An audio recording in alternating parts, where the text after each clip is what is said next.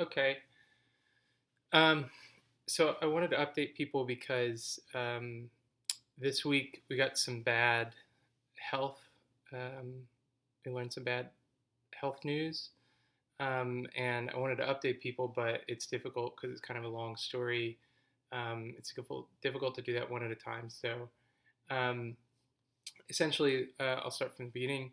About 7 weeks ago, um, I started having some difficulty with like balance and taste, and and at first, I went to a Redi clinic, and it was reasonable for them to think that it was sort of some ear issue, some fluid in the inner ear, and so I took some antihistamines and tried to get it drained out of the eustachian tubes there so that it could drain. Um, Took a steroid and an antibiotic, and that didn't really work. So I went to see a ear, nose, and throat doctor. Let me see what day it was. An ear, nose, and throat doctor I saw the 25th of June, um, and he said that there wasn't any issue with the ear, and I took a hearing test, and I had no hearing loss or anything like that. And so his recommendation was that we wait because in younger people, if you get imbalance or dizziness or something like that, these sorts of sinus infections that can turn into inner ear infections, they will just go away in a couple months. So his recommendation was maybe to wait, and he gave me something for my tongue, thinking maybe there was like a fungus or something like that. Um, but I started getting headaches later in the week, so I didn't feel. I guess I got kind of panicked. Also, looking up on Google, just searching all my symptoms over time, I think it started to zero in on potentially a tumor. So I went to visit our friend Chach, Dr. Chachere, um, and I'd like to recommend all these people. So I'll recommend them at the end. Um, but Houston Neurological Associates in Bel Air, and he tested me out and said, "Yeah, it's just very unlikely that there's a tumor or anything like that for somebody who's 31. Typically, these things show up for people who are in their 80s. Um, but if you'd like to, we can schedule you for an MRI." So I went and took an MRI Tuesday the 3rd, um, and Chaj came and discussed with me that the MRI had detected that there was a mass that has grown that's about 5 centimeters by 3 centimeters by 3 centimeters, just underneath the cerebellum near to the brainstem. The cerebellum, we've learned, is not the most critical portion of the brain, which is a weird thing to say, but it accounts for a lot of the imbalance and coordination. Um, but the brainstem is a critical, vital portion that governs a lot of life functions. So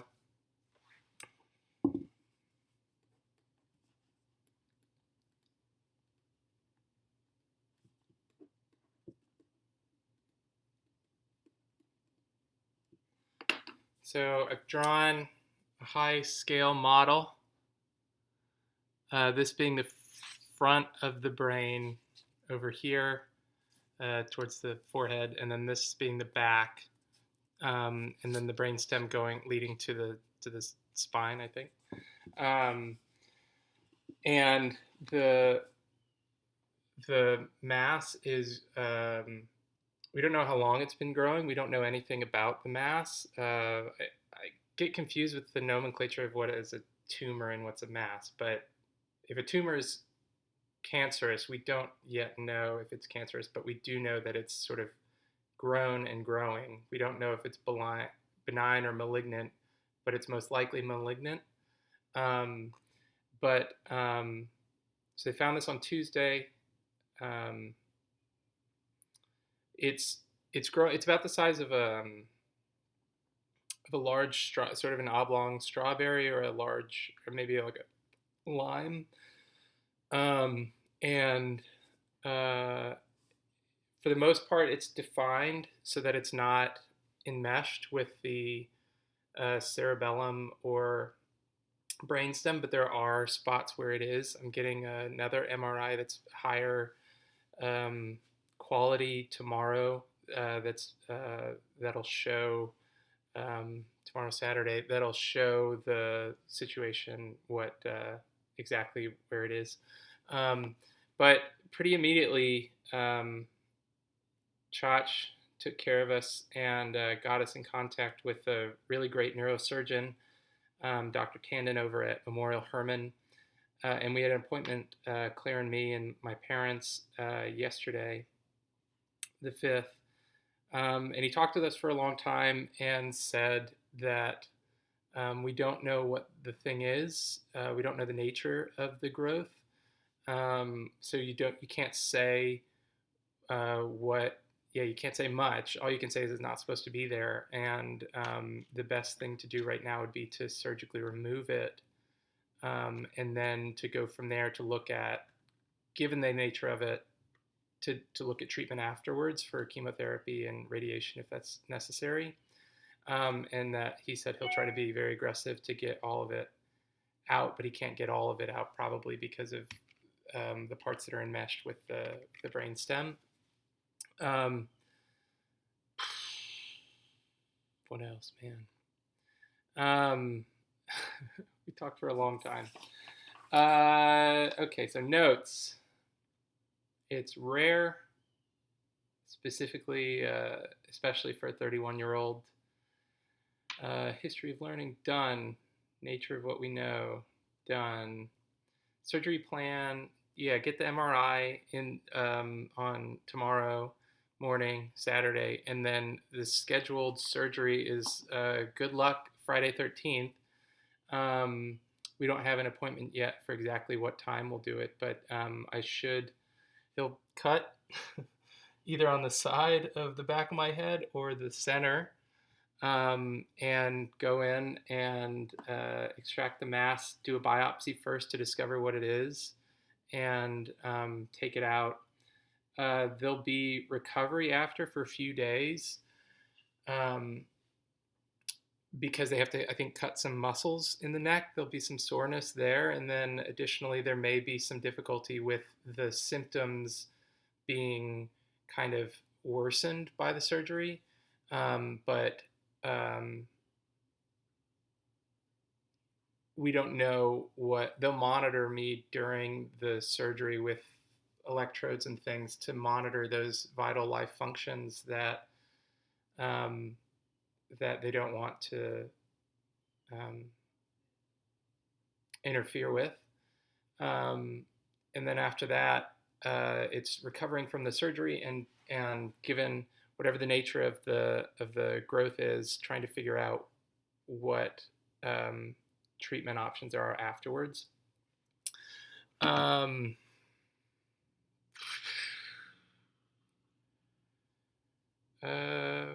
What? I think that it's scary to learn about this stuff. Symptomatically, it's not terrible. The symptoms that I've had for a month and a half are not terrible. It's just scary to not know what this thing is and what the future holds. But I guess that the thing for me that helps is trying to keep an even keel. I have I'm a fan of meditation. I use the Headspace app on the iPhone, and it tries to help you find a place. Throughout the day, my mood goes like this on any given day. So to try to find a way to manage some peace of mind that just maybe levels things out is where I am right now. And what that means is that I just try to take it a thing at a time. not get him ahead of myself. Meeting with Dr. Tandon, the neurosurgeon, it's hard with him not to feel, because he's so reassuring, it's hard not to feel like, oh, this thing is just going to be a blip in an 80-year life expectancy. And then you recall that the worst case scenario, which we don't know, of a like a glioblastoma or some level 4 of or grade 4 of brain cancer, is like what John McCain has, and you think, you worry, oh, is this going to be do I have less than a year to live? So just trying to keep an even keel is all that I'm trying to do. Um, but something like this is incredibly humbling, and I think that the only like real response that I have is just appreciation. Um, so I wanted to say thanks to Claire, who's been very helpful. I want to say thank you to my parents, who've been very helpful. Say thank you to Chach, Dr. Danny Michael Chachere. Um, thank you to Neil Doss, who has entertained a lot of my medical questions, and um, my ear doctor, Dr. Ahuja. Thankful to Dr. Tandon, neurosurgeon. Thankful, sort of begrudgingly, to my health insurance provider. uh, Thankful to Mary, and Mary Hecht and Jessica Ramsey. I'm thankful to Holden Rushing, um, and thankful to the nurse at the Ready Clinic who saw me, who helped me out throughout previous times whenever we were trying to figure out what was going on. I'll give you more updates as things go forward. Like I say, there's a surgery scheduled, or at least is planned, for Friday the 13th. All thoughts, uh, prayers, or whatever is appreciated. If I don't get back to you, it's because I've never been good at that. So, yeah, I don't know what I'm forgetting. Probably lots of things. Claire will correct me.